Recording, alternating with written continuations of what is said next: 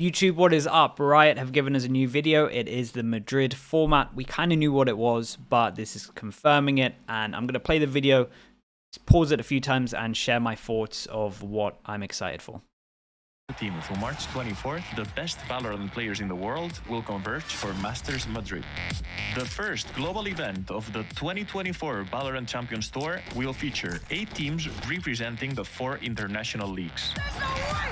Teams earn qualification for Masters by finishing top 2 at their respective kickoff tournaments.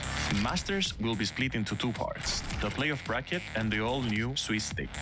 First up, we have the Swiss stage, which will narrow the competition from 8 teams to the top 4.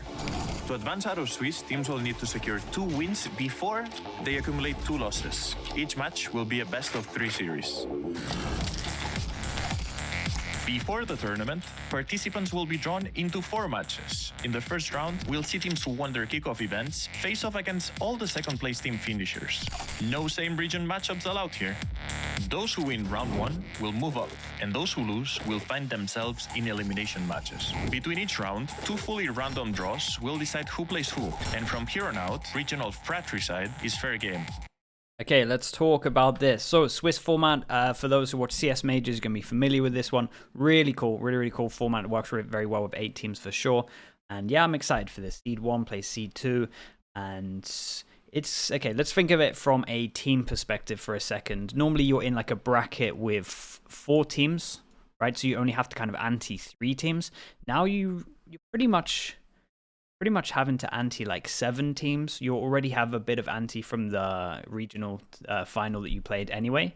But yeah, this is going to be a lot more for the teams. So they're going to have to do basic ante just in case they meet them in like the 1-0, the 0-1, so they actually have a head start. So probably that has started already in terms of the teams that have qualified. For what I want to see in terms of a viewer from the broadcast, the best thing about Swiss format is the randomness, right? The randomness of the 1-0 draw, or the 0-1 draw, or the 1-1 draw. I hope we get to see this live. It's something that we rarely see when it comes to Riot and Valorant, and I just hope we see the live draw.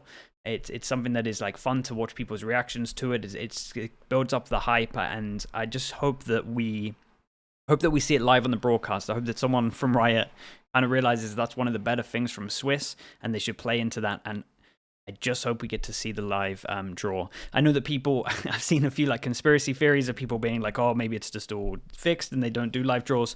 To be honest, I was kind of thinking the same thing, because when we went to Reykjavik, the second Reykjavik, I was on board with that. I was like, why do we never see the draws? So what actually happened was I asked, when we got drawn into the top 8 from the second Reykjavik, I asked to see the live draw. And they showed me it. So it does exist. They just don't broadcast it. So I'm hoping that for this one, they kind of lean into it and know that I mean, there's people out there that want to watch it. Like, it's fun, it's hype. And yeah, it just builds up some of the tension. So that is something that I really want to see. But yeah, excited for the first Swiss format for Valorant.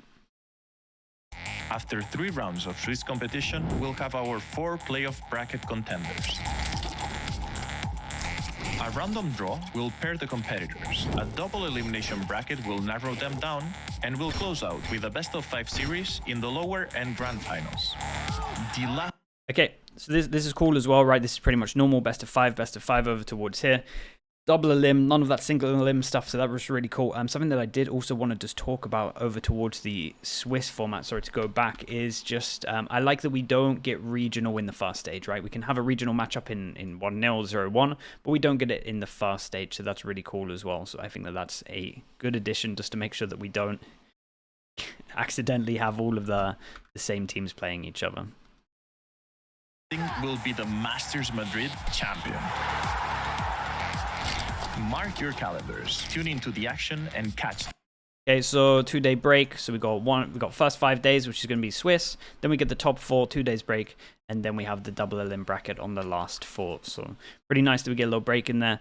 And yeah, just 9 days of Valorant. The grand finals on March 24th for an exclusive preview of Valorant's next agent, followed by a show match to see them in action for the first time. For more... All right, and that's a big one as well. We get to see the new controller in action. So new controller, we're going to get the get the info on what it does, and then we get to see a show match of it live as well. And I just think that this is something that I've enjoyed in the past, especially the Gecko. I think Gecko is like the best example when we saw this, when they did like a show match and we could actually see it. So I think that this is a cool addition as well, and probably how we would, and probably how they wanna schedule it going forwards, because again, it's just so good to get eyes on the new agent and everyone kind of just talking about it in hype. All in all, though, this is really cool format. We get a lot of games. Going to be harder for the teams to ante. Got a lot of work to do pre. And it's also worth mentioning, this is like the shortest we've ever seen from teams qualifying, especially when we're looking at Americas that finished yesterday. Teams qualifying and then having to fly out to events and actually play Masters. So they pretty much got 10 days to get stuff ready. Got to remember there's like 2 media days in there, travel day as well. So they kind of got like 7 days to be able to change up some of their stuff. So yeah, it's going to be very interesting from that point of view.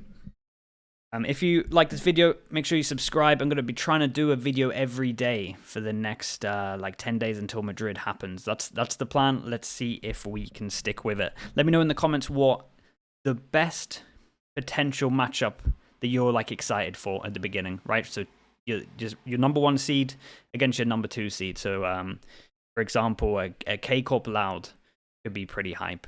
So yeah, let me know in the comments what matchup you're excited to see, or potential matchup you're excited to see, and I'll see you on the next video.